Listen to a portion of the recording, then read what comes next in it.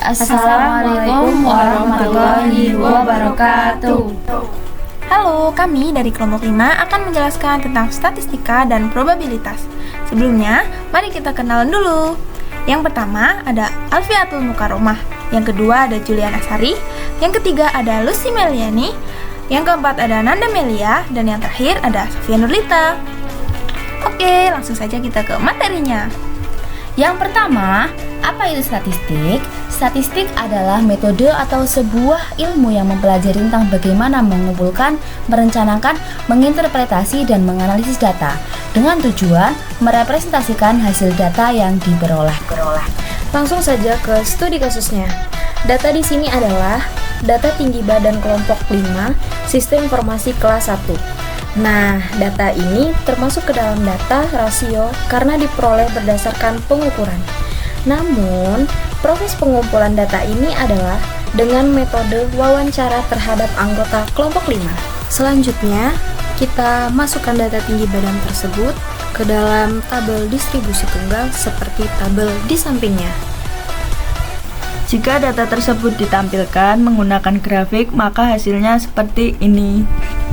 Nah, selanjutnya kita akan masuk bagian ukuran pemusatan data atau measure of central tendency, yang merupakan nilai tunggal yang berupaya mendeskripsikan sekumpulan data dengan mengidentifikasi posisi sentral dalam kumpulan data tersebut.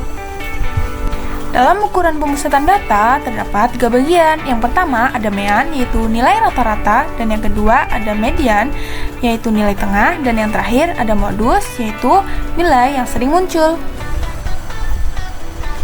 Kemudian ada ukuran penyebaran data atau measure of central variability. Di dalamnya ada range. Range biasanya memiliki rumus, yaitu nilai maksimum dikurangi dengan nilai minimum. Yang kedua ada variasi dan standar deviasi. Selanjutnya ada probabilitas. Probabilitas memiliki 3 konsep. Yang pertama, classical probability.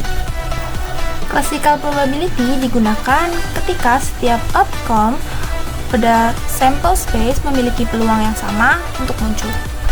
Dan contoh dari studi kasus tersebut adalah seperti yang ada di gambar. Yang kedua ada empirical probability.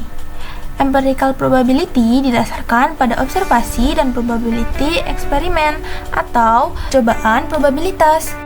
Dan untuk contoh studi kasusnya seperti yang ada di gambar sebelah kanan. Yang ketiga ada subjective probability. Subjective probability didasarkan pada intuisi, educated guess, dan estimasi. Untuk contoh studi kasusnya seperti yang sudah ada di gambar. Selanjutnya kita masuk ke materi conditional probability. Apa itu conditional probability? Conditional probability adalah probabilitas kemunculan suatu event dengan mengetahui bahwa event lain sudah muncul atau terjadi.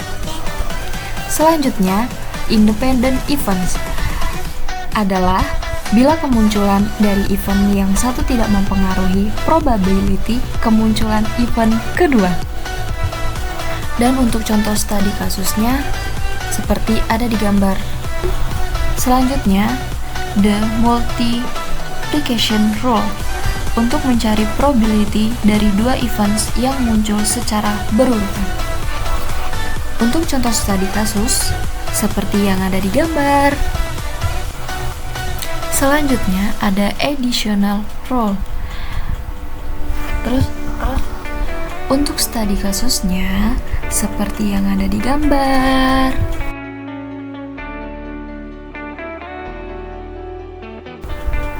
Dan yang terakhir ada permutasi dan kombinasi dengan studi kasus seperti yang ada di gambar.